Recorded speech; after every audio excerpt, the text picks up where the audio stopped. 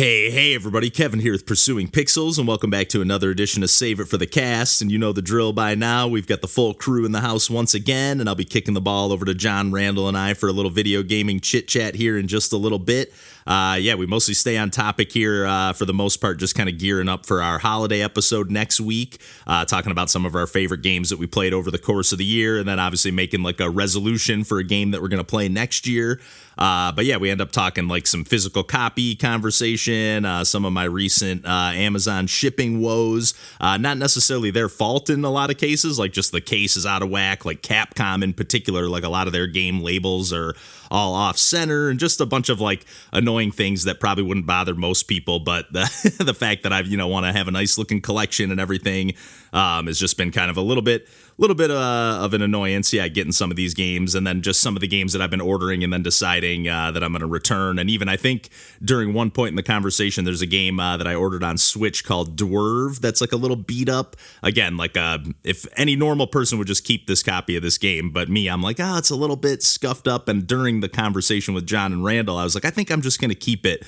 But now after like a couple more weeks of staring at this case, I'm like, I think I'm still going to return it. So I'm still on the fence about that one. I haven't unwrapped it, but I'll kick it over to John, Randall, and I here in just a little bit. We even talk a little bit of Final Fantasy VII, tiny bit of Metroid Prime 4 at the very end, not necessarily, none of us having played it at the time of this conversation, but just a little bit about Randall's pre-order situation. That'll be a good little stinger at the end here. As always, I'm going to talk about some of the stuff that I've been playing lately, and I'm going to keep it on the short and sweet side here because, we got a little bit of a shorter conversation coming up on the other back end of the episode as well. With the holidays coming up, I've just been super busy. I've been doing a decent amount of gaming, but kind of just playing the same old stuff that I've been playing. Although the one game that I really want to give a shout out to here, which I was able to play with a buddy of mine yesterday at the record store, they had a few arcade cabinets lined up, like, right at the front, entranceway or whatever. And they had Aerosmith Revolution X, which is a Midway arcade game, 2-player light gun arcade game, very reminiscent of like the Terminator 2 arcade game, if you've ever played that. It's got the graphics where it's like that Mortal Kombat style where it's like real digitized, actors and the cast or the bandmates of Aerosmith.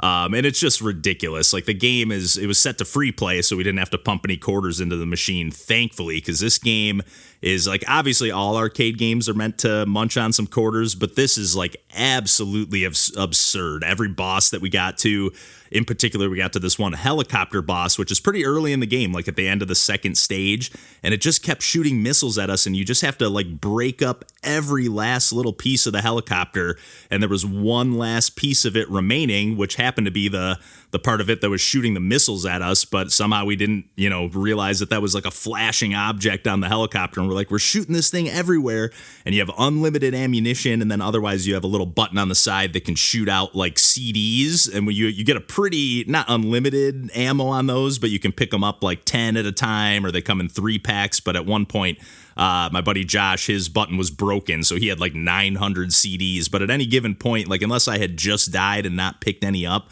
if I glanced up and I was like, I might be running low, I should conserve my CDs, I'd be up to like 150 or 200.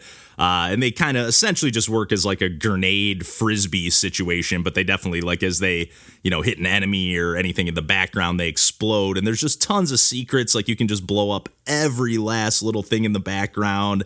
You can rescue different like hostages. And the game is like, there's no way a game like this could be made today. Like, on top of the fact that it's just licensing a bunch of Aerosmith songs, but it's just so out of whack. Like at one point, the stage that we got stuck on, you get to, after you beat the first 2 levels, you can like pick between, almost like Mega Man style, like pick which level you want to go to next.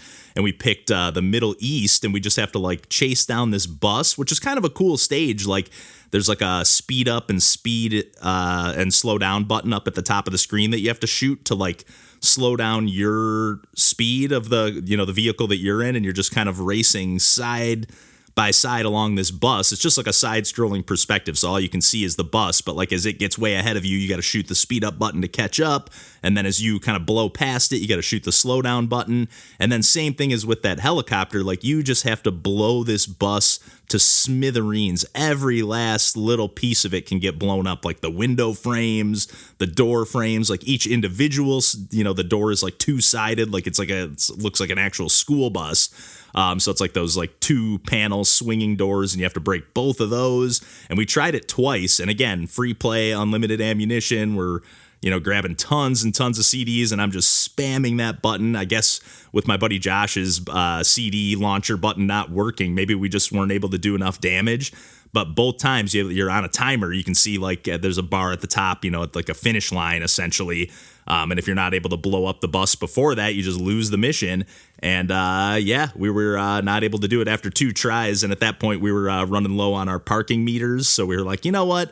I'm not about to pay for a ticket or get a ticket playing this game, and I'm not about to extend my meter just so I can play a little bit more of this game. So we hung up the towel there, and we did feel a little bit obnoxious too playing the game with just, thankfully they had the volume dialed back a little bit, but still like in a relatively quiet but busy record store, around the holidays. It was pretty full in there. But yeah, we were just definitely cranked up the volume in there just a little bit once we hit play on this machine. But I am glad I finally got a chance to play this one. I actually just listened to a podcast talking about this game not too long ago, and it was just wild to see it in action. But yeah, just moving on to some of the other stuff that I've been playing lately. I really just want to give a shout out to one other game that I think I may have talked about in passing or brought it up in the sense that like I wasn't going to talk about it on the podcast, and maybe it came up on a Save It for the Cast episode or something. But the game is called 30XX, and it's technically like a sequel or follow-up to the game 20XX, which DJ and I think DJ even talked about this one back in the day on the podcast. I know him and I were both really into this game, and I know I talked about it at some point. And essentially it's like a roguelite, Mega Man X inspired situation, to the point where there's like, a character that's very much like Mega Man X, and then another character that's very much like Zero. And then I think at least if it's anything like 20XX, there'll be a couple other unlockable characters or maybe even DLC or whatever as well. But I kind of wrote this game off when I first booted it up for whatever reason, and I was really anticipating it. And I don't know if it was just because it felt like more of the same, because the thing that I liked about it more than the original is that it leans into like a 32-bit pixel art aesthetic, as opposed to being more like a hand-drawn, like cartoony look to the first one, which wasn't like a negative thing, but it just wasn't a style that I would have chosen if it was up to me, if I was the one making the game. So I was really excited to see this pixel art style. And yeah, for whatever reason, when I first fired the game up, I just kind of bounced off it, and not that it was bad, but just like, I guess it's just kind of more of the same, and I've already been through the motions here with this game or this series. But going back to it for whatever reason, I think I was just kind of like looking for some games that I could make some videos for, and I was like, you know what, I never gave this game a fair chance, and fired it back up, and I very much was enjoying my time quite a bit more than before. I don't know what it was, because it really is more of the same, but there were a couple sequences, like one specific thing that stood out. It was like one of the bosses that you get to at the end of the stage is like this owl or something, but instead of just getting into like a traditional, Mega Man arena at the end of the stage where you go through the gates or whatever, you kind of go through one gate, and then it's almost like a chase sequence where it's almost like a Bowser level in like the early days of Mario, where you can't see Bowser at the end of the stage, but you can see the fireballs coming at you. So this owl's like shooting all these projectiles as you do a little more platforming, and then you kind of catch up to where it's at, get a few pot shots in, and then once you damage it enough, it'll fly away a little further. You chase it down, and then once you get it down to about 25%, then you get to like that final, and maybe you're able to do like a certain amount of damage. Like maybe it's not a percentage, or maybe it is on a timer, if I can't get that sentence out there, but like maybe that owl is just doing its own thing and it doesn't matter. You're just able to get some extra damage in early if you're able to catch up to it, but it might just run away, and maybe it makes it all the way to that cage with full health if you're not able to catch up a little bit. But this is just like a super fast paced, run and gun platformer that if you're a fan of Mega Man X and if you're a fan of 20XX, like I said, I don't know why this one didn't grab me right away at first, but just seems like more of the same, and I can definitely see myself getting hooked back into this one, and was really impressed with like just some of the little tweaks to the boss battles to just make it a little bit more interesting, a little bit, not so much just an exact clone or copy of either Mega Man X or 20XX, which was obviously going for a lot of that inspiration or whatever from the get-go. But it's just a super cool game, and really glad I picked it up, and even more glad that I finally decided to go back to it and give it another chance. But Yeah, as far as the other games I've been playing lately, I'm just going to keep it kind of like a little bit of a scatter shot here because I've been doing some more gaming with my nephew. I've been going over there on Wednesdays over to my parents' house to help them babysit my niece and nephew. But while they're kind of busy watching my niece, who's, just like 4 or 5 months old at this point, my nephew, who's about 3.5, going on 4 here. We've just been playing a bunch of Switch. We've been playing quite a bit of Luigi's Mansion 3, and we just keep chipping away, making some progress at that. And that game is just, I think I've mentioned it a couple times on some Save It for the Cast recently, or it's come up in conversation, but just such a great co-op game. You play as like Luigi and Gooigi, and there's all these like different puzzles you have to solve and different stuff like that. So just one thing to keep in mind, I think you do have to play a little bit of single player at the beginning of the game until you unlock Gooigi, and then that kind of unlocks the co-op mode. So just be warned that like it's not co-op immediately, but as soon as that character is unlocked, it's pretty much co-op. You can play from that point forward. There are little chunks of the game, which I've mentioned before, where you have to like split up, and it's like either just Luigi or just Gooigi, solving a puzzle. And in some of those cases with my nephew, he might have to pass me the controller and have me solve the little puzzle or beat the ghost. But it's just so cool. He gets so excited to play the game. And after we play, we end up like literally playing, real life Luigi's Mansion around the house with flashlights. Like my dad even got him like a 2-pack of flashlights so we can play around the house. So it's just so fun. It's so cool to see how that game really captures his imagination. And then we just did a little more bouncing around. I kind of swapped out a few of the games that I usually bring. I just usually kind of bring my Nintendo lineup. But I decided to bring the Teenage Mutant Ninja Turtles Shredder's Revenge this time. And we played like 2 or 3 levels of that. And he ended up getting like, I don't want to say sick of it, but he was like, oh, I want to play Kirby, or I want to play Mario or Luigi's Mansion, whatever he wanted to move on to next. But then the next couple times I've seen him, he's like, hey, did you bring Turtles? So like he clearly liked that one and wants to play some more. So it was just fun to go back to that one. I had actually ripped through that one with his dad, my brother. I don't think we beat the entire game, but we definitely got a good chunk of the way through. And I had a good time playing that. So just pretty, straightforward, mindless fun on a beat 'em up. It's just, and the visuals are just so flashy that it's just hard not to love. Even as somebody, obviously, he didn't grow up with the Turtles, but it's hard not to love just seeing all this like personality and like expressiveness on the screen. It's hard not to fall in love with that. And then, we played a little bit of Kirby and the Forgotten Land, which is my first time playing any co-op in that game. He was Kirby, of course, and then I played as like the Waddle Dee helper character. But that game is just a ton of fun. It actually really is making me, at one point, he just like randomly, the next time I saw him, he was like, I like Kirby more than Mario 3D World. And I mean, he loves Mario. He probably likes Mario Odyssey the most out of all of them. But for him to even hint at the fact that he liked a Kirby game more than Mario, I'm kind of on the, I'm at the point where I'm just going to buy that, even though I don't want to pay $80 for the Switch 2 version of Kirby and the Forgotten Land. The other side of me is like, well, if I buy the Switch 2 version, I can give him my Switch version, and then him and my brother can play through, the co-op and stuff like that. And obviously him and I can still play it when we hang out and stuff like that. And then we tried out a little Mario Odyssey with like the co-op mode, which he didn't know you could do that. So that was just kind of cool. He kept wanting to switch who was Mario and who was Cappy. And we played a little Mario Brothers Wonder as well, which he seems to like. He enjoys that one, but not quite as much. Like I know one of the first games that him and my brother would play, and him and I as well, was the new Super Mario Brothers U Deluxe that they ported over to Switch. And he got pretty into that one. And for whatever reason, Wonder just seems like it's just not quite grabbing his attention as much, even though he still likes it.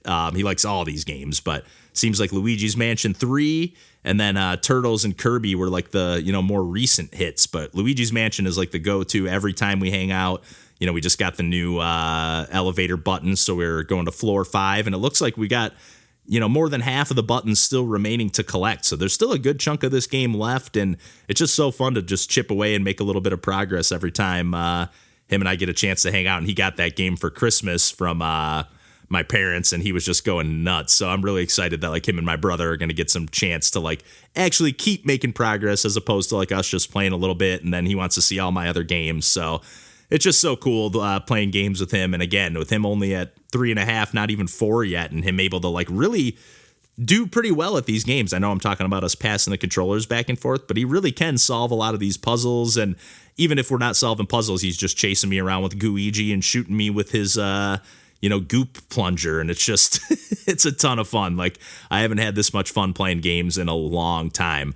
And I love playing games by myself and doing single player stuff and arcadey indie stuff and all that. But I don't know, just being able to see these Nintendo games, and I've said this before, so broken record here, but being able to see these Nintendo games through the eyes of a kid that's like fallen in love with it for the first time, it's just like, it's magical. It's really, really cool. So I think I've done more than enough rambling here. I was going to keep it on the short and sweet side, but per usual, I just can't keep my mouth shut here. So I'll kick the ball over to John, Randall, and I for a little more video games chit chat here. And next week, it'll be our holiday episode to kind of cap things off for 2025 and get things rolling into 2026. So hope everyone has a great rest of the holiday in 2025 here. And until next week and next year, we'll catch you then, and take care.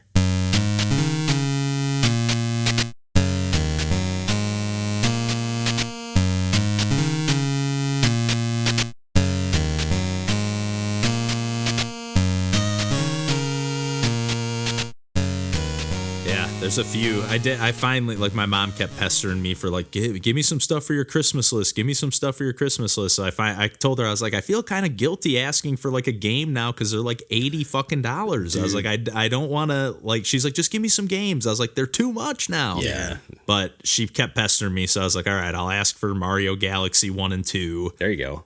Because I still didn't get around to scooping that up yet. And then they that actually Curbs. had on Air Riders. Get that Air Riders going. I asked for that Ninja Gaiden Rage Bound or whatever it's called. Yeah. They randomly the physical copy of it's like $40, and I think normally it's like $25, but they had a 25% off coupon going.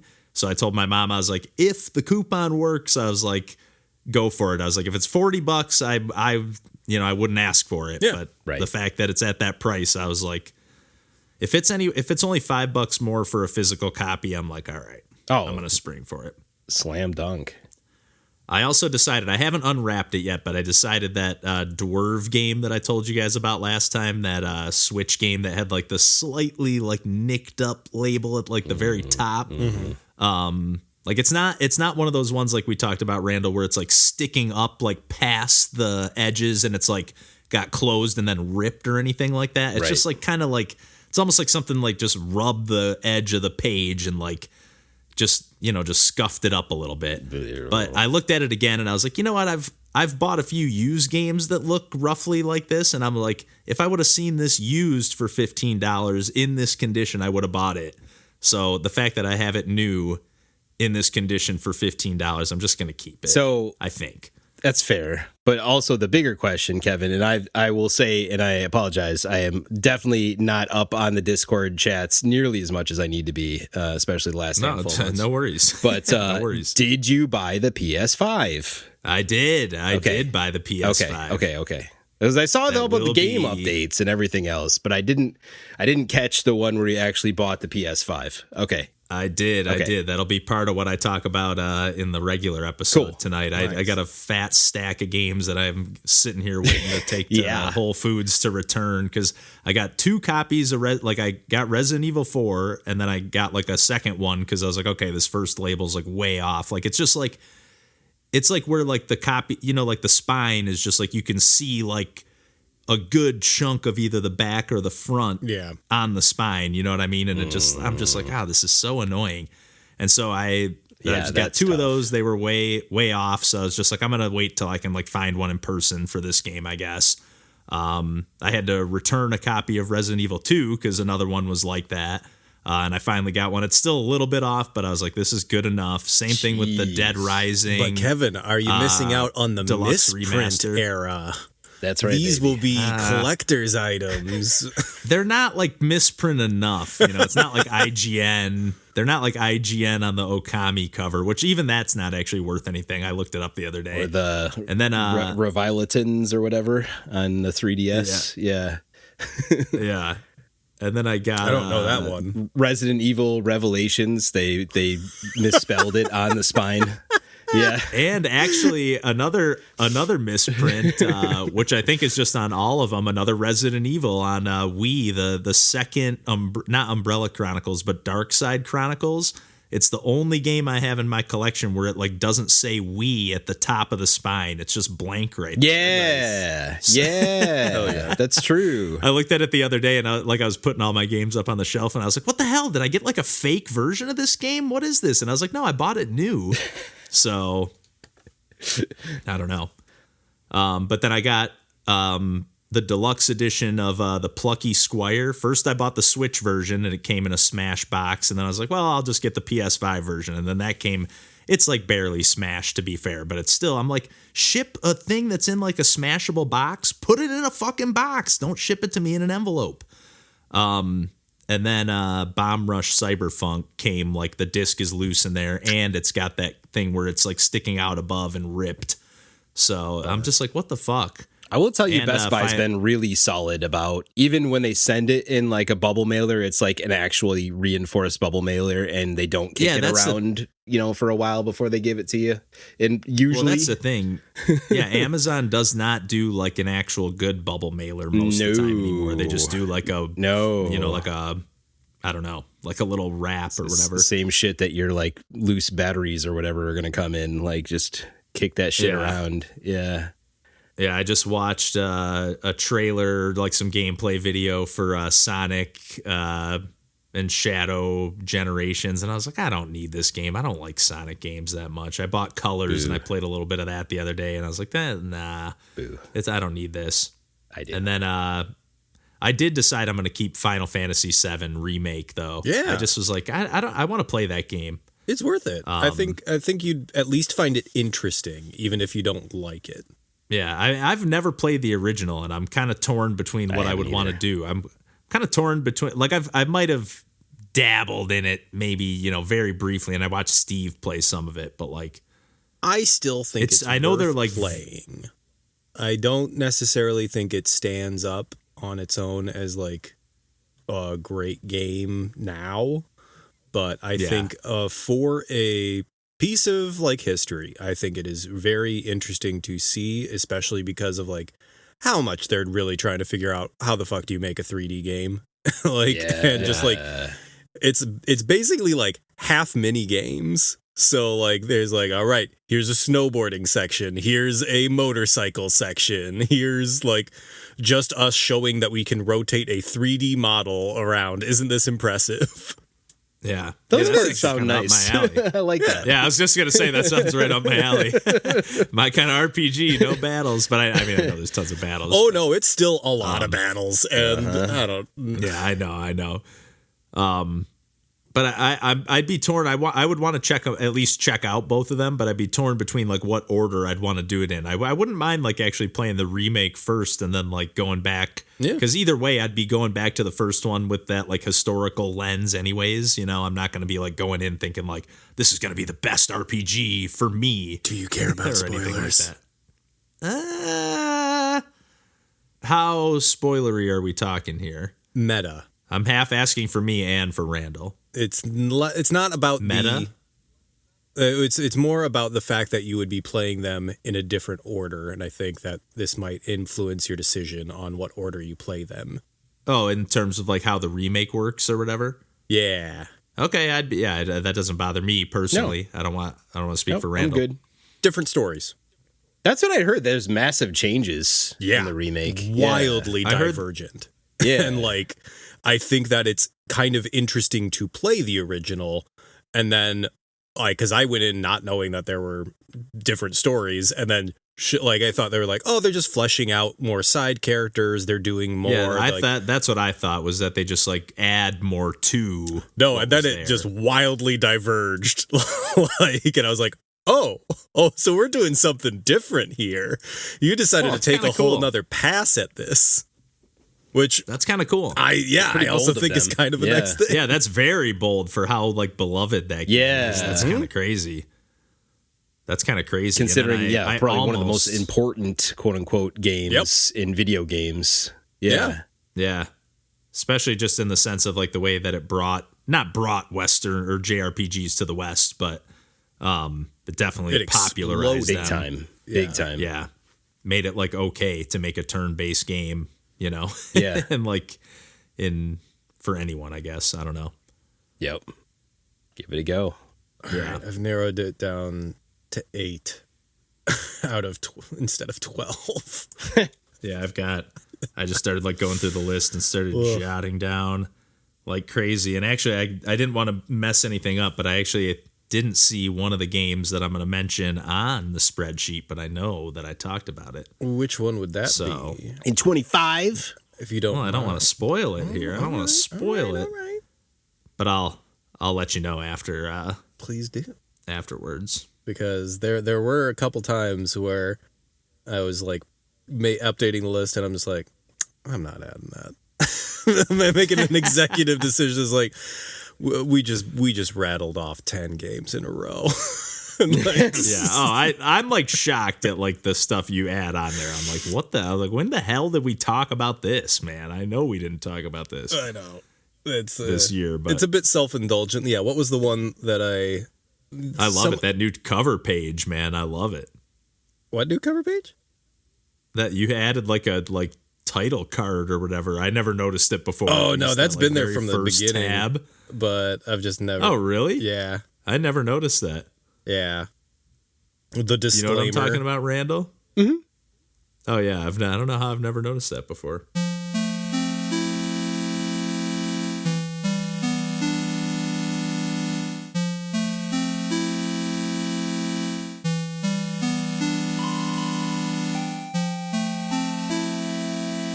Yeah, I got Prime 4 coming to me through Costco. I realized I had a pre-order of Prime 4 back from year of our Lord 2020 for the Nintendo Switch that I needed to cancel.